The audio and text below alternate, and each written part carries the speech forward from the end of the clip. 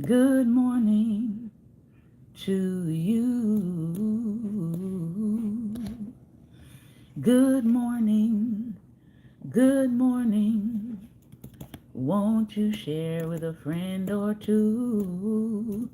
Good morning. Good morning to you. You. Good morning. Good morning to you. And many more. Good morning, good morning, good morning, and welcome, welcome, welcome. Probably by the time that you see this, it might be somewhere in the afternoon or the evening. Because of the nature of this broadcast, I know already that it's going to probably be pushed down in the algorithms on Facebook. However, you can also find this broadcast live on YouTube as well at my page at Life Nation KC on YouTube. Today is our Black Table Talk. It's Daring Dialogues, and I'm your host today, Shantae Charles. We are back for another episode, and I wanted to get into my reading that we have been reading for the past couple of weeks, Rock My Soul by Bell Hooks. But I feel like this is a very important topic to um, re-teach. I have taught on it before, but because this is, I'm guessing, a new year, new audience, I felt like it would be good to review this because we are in the midst of it here in the United States, whether people um, are fully aware of it, whether they want to acknowledge it, whether they want to deal with the realities of it. We are here. And so I find it interesting that we are here. This is coming from the website hmd.org.uk. And I'm going to show you what the title is as we get into it. So I have my tablet here that I'll be working from today as we go through this. All right. So this is what we're going to be talking about today because I don't think that there are enough people who recognize the stages and the fact that um, these stages are not necessarily happening in order. Some of them are happening simultaneously. And so I want to go over them. Now, most people know about the Holocaust. Most people know about Rwanda. Some people know about Bosnia and Darfur and Cambodia. Um, but these things never just happen, right? There's always a set of circumstances which occur or are created to build the climate in which a G-side takes place. Okay? So I want to, first of all, tell you what the 10 stages of a G-side are. Okay? And then we're going to look at some description of it, and then you can ask yourself, where are we in the United States? Where are we in terms of this? And what groups, what ethnic groups are most at danger right now because of this? Okay? So, stages of G-side. These are 10 stages that explain what leads to and what happens in a G-side. Keep in mind that these stages are not in order. They don't have to occur in order for you to be in this state. And some of them can occur simultaneously. All right. So the stages are classification, symbolization, discrimination, dehumanization, organization, polarization, preparation, persecution, extermination, and denial. Okay? So let's start with stage one. Stage one, the differences between people are not respected. There's a division of us and them, which can be carried out by using stereotypes or excluding people who are perceived to be different. So there is a difference that is not respected. There becomes this us versus them mentality. People are begun to be stereotyped, i.e., they're eating the cats and dogs, is a prime example of that, or excluding people who are perceived to be different. All right. And if you would, if you're listening live, if you would share this broadcast out. The second characteristic is symbolization. This is a visual manifestation of people's hatred, i.e., for example, in 1930s Europe, we know a group of people were forced to wear yellow stars to show that they were different. That is symbolization. That's an example of symbolization. So I want you to think about what visual manifestations of hatred have you seen in our society lately? I think I put up a video on yesterday on this page where the person's entire car was visual manifestations of hatred, hatred of a certain party, hatred of a certain political candidate. That is symbolization. The next one is discrimination. A dominant group denies civil rights or even citizenship to identified groups. Okay? People can be stripped of their citizenship, or it can be made illegal for them to do certain jobs. It can be made illegal for them to marry into certain other groups. That is a stage of G-side, in case you did not know. Okay? All right. Number 4, dehumanization. Those perceived as different are treated with no form of human rights or personal dignity. For example, during the G-side against the Tutsi in Rwanda, Tutsis were referred to as cockroaches. Okay? In 1930s Europe, we know a group was referred to as vermin. All right? So this dehumanizing of people, calling them out of their name, calling them animals, or calling them insects, or calling them thugs, all of this dehumanization is a characteristic of the stages of G-side. This is one of the stages. All right. Number 5, organization. These G-sides are always planned. There is no just abrupt, we're just going to go out and do this, okay? They are always planned. Regimes of hatred often train those who go on to carry out the destruction of a people, okay? So it's no just off the cuff, off the wall kind of thing happening. Again, we see what recently happened in Lebanon. That was a planned response. Planned. And people were shocked. People were appalled because they said we were targeting a certain specific group of people that we feel are terrorists, but thousands of people were injured as a result of this quote-unquote organized targeted attack that had nothing to do with the people that you deem as terrorists. Okay? Number 6, polarization. And again, remember, these stages do not happen, they don't have to happen 1, 2, 3, 4. No.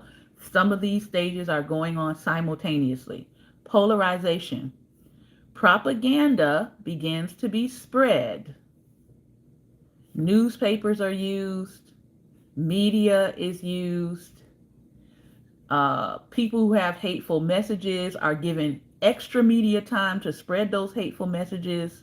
Things are not being fact-checked and correct in real time, so that the propaganda just sits there for people to look at and share and multiply it and spread it.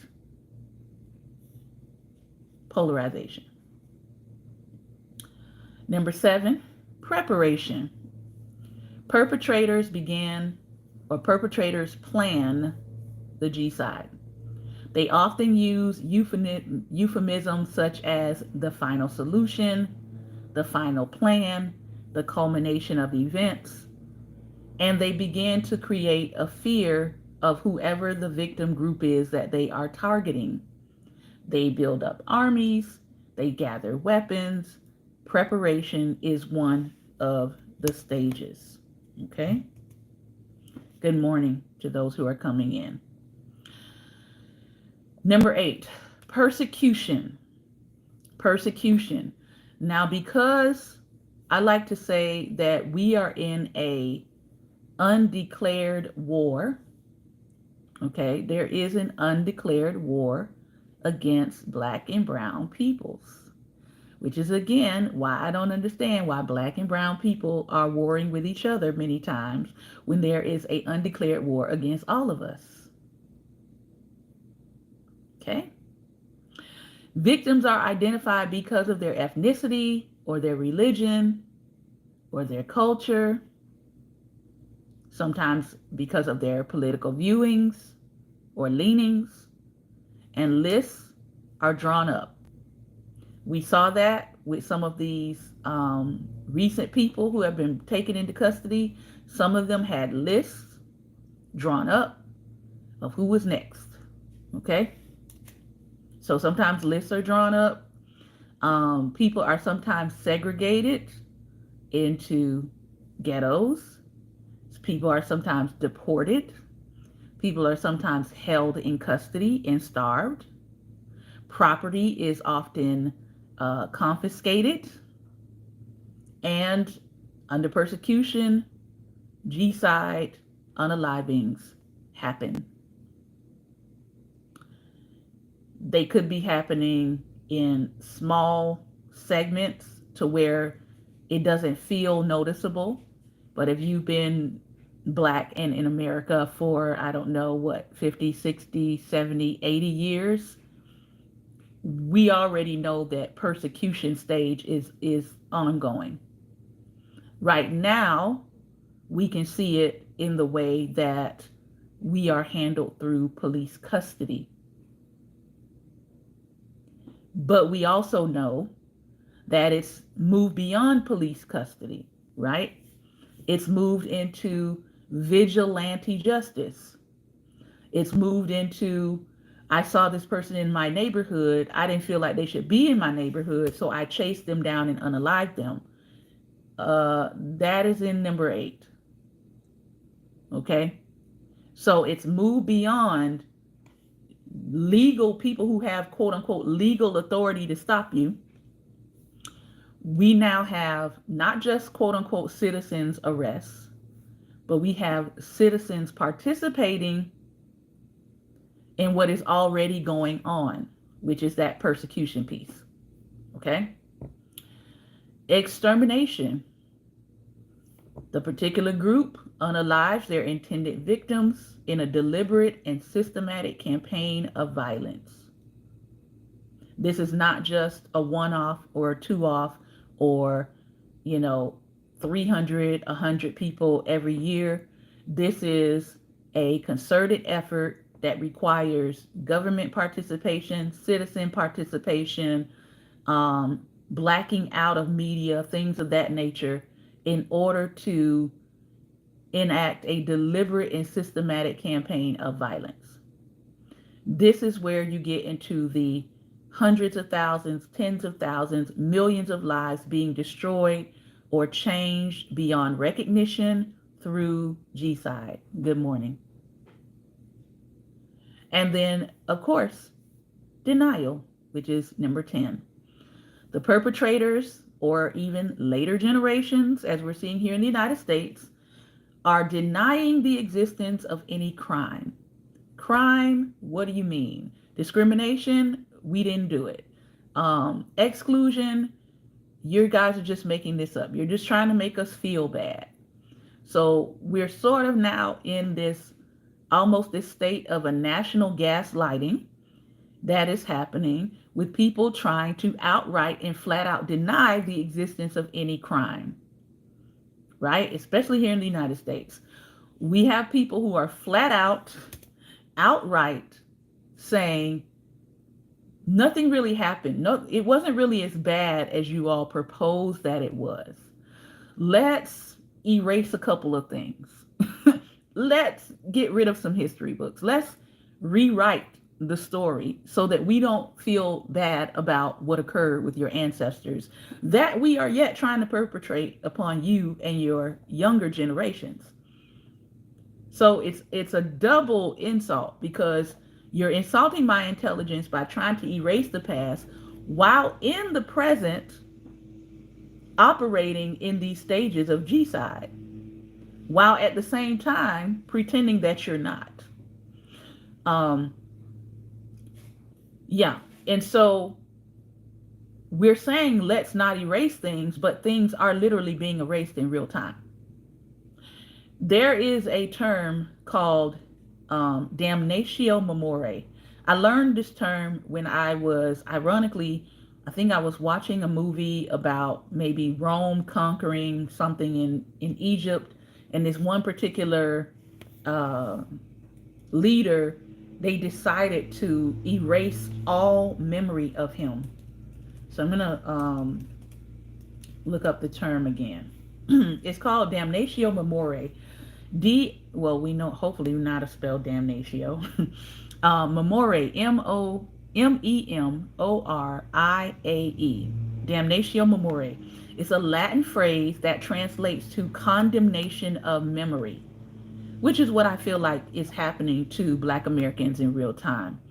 It refers to the practice of removing a person or group of people from official accounts of history. Um, I don't know if you all have seen some of the articles where there were television shows and historical shows and music videos and all these documents that are on sites like I think Vibe News, and then I think also like MTV. Some of these websites are wiping out whole documents, videos, removing our history, literally from any official account. And so if you don't have your own backup of these articles, you don't have your own backup of these videos, you're not going to be able to find some of this stuff online. So it is removing a person or group of people from official accounts or erasing them from public memory. This is a thing, okay? This is not supposition. This is a thing. Removing them from public memory. This can include removing a person's name from historical records, destroying a person's name or image, defacing visual depictions of that person, removing heads from public statues, chiseling names off of inscriptions. This practice was used by the Romans to punish former leaders and their reputations. It was also used by other ancient civilizations such as the Hittites and Egyptians. For example, and I think this is the one I was looking at, the name of Pharaoh Hatshepsut was erased from the king list. He was taken off the list. All right? So when we talk about these things, we're not just saying it just to say it. This was a sanction against remembering a person's role in history. It was to condemn publicly by government edict the memory of a person or a group of people. And if you look at what is happening, let me go to my Googleations here. How many states have bans on African American history or Black history? All right. As of November 1st, 2022, 16 states have passed laws restricting the ability of educators to talk about race and racism in the curriculum.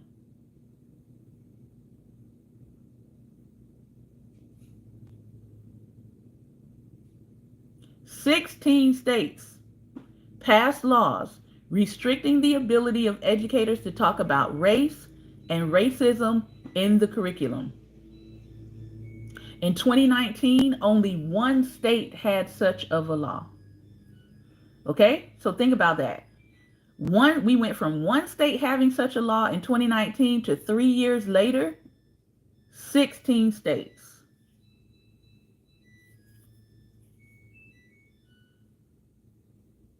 Okay.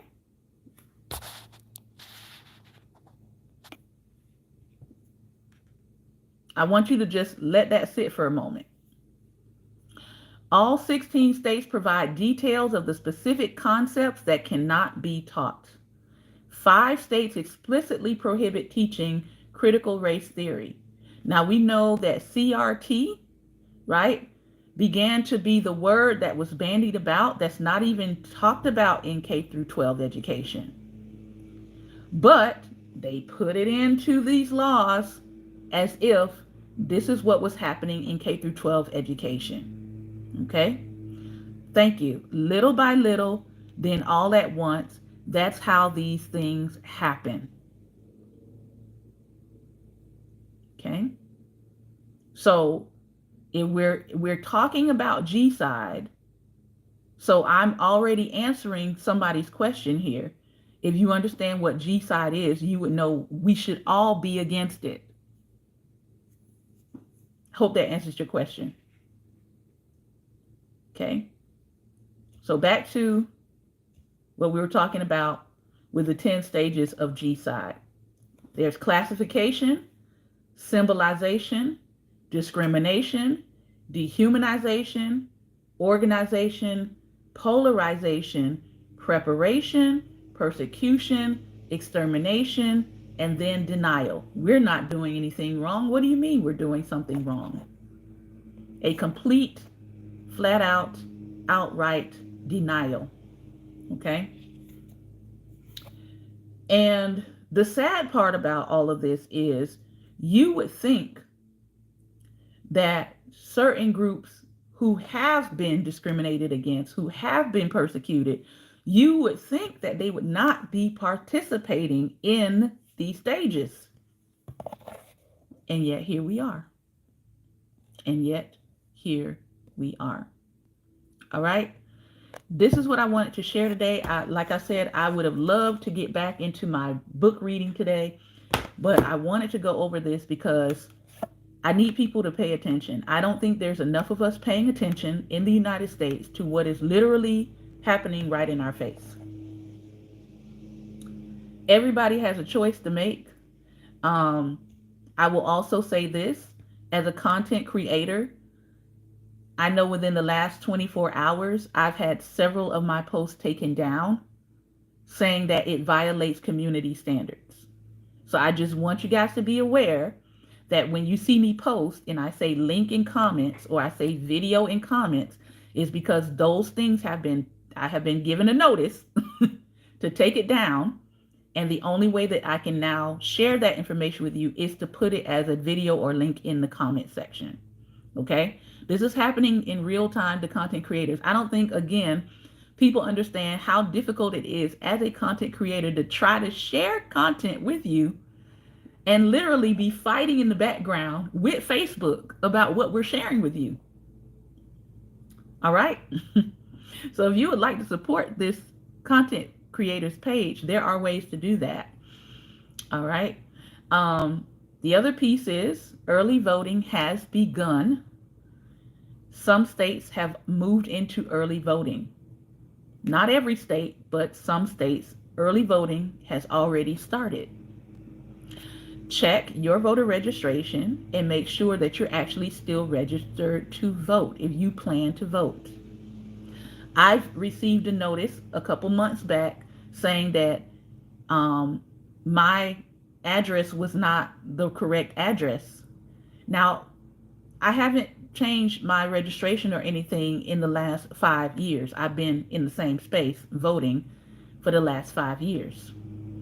But again, I got a notice saying that something changed, something was up. So I checked and I made sure I was still registered to vote. Again, this is happening in real time. People are being dumped from rolls for things like, oh, your address doesn't match, or we have no way to verify it. So they're dumping people from rolls. Again, check your registration, check your deadline. If you're planning to register as a new voter, check the deadline in your state. What's the deadline for you to register in order for you to make this election? I think for most states it's somewhere in October, but just check and make sure if you plan to register to vote that you are not past your deadline for your state. Last thing I'm going to say to the people who say that voting doesn't matter, if it didn't matter, they wouldn't be doing and pulling out all stops to get you to not vote, to get you to not show up. They would not be enacting lawsuits and passing policies in real time to slow down the counting of votes if votes didn't matter. I mean, I don't know how to make this more plainer. People who tell you that your vote doesn't matter and then turn around and look at these policies being passed to make sure they slow down your vote counting so they cannot certify votes. They're literally passing these policies right now.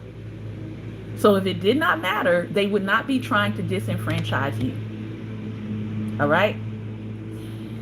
That's all I wanted to say today. I am not going to go to discussion on this topic because I don't want Facebook to ding me. All right? So thank you all for your time and attention today. Please share this video out. This has been another episode of Daring Dialogues, and I've been your host today, Shantae Charles. I will drop the link into the chat here once I'm done for the website that I was looking at and reading from that talks about the 10 stages of GSI. Okay? Thank you again. Remember, light is the most daring opposition to darkness. So continue to go out and be light. Be light in your community. Be light in your family. And we know that you will be light in the world. Take care. All right. Take care.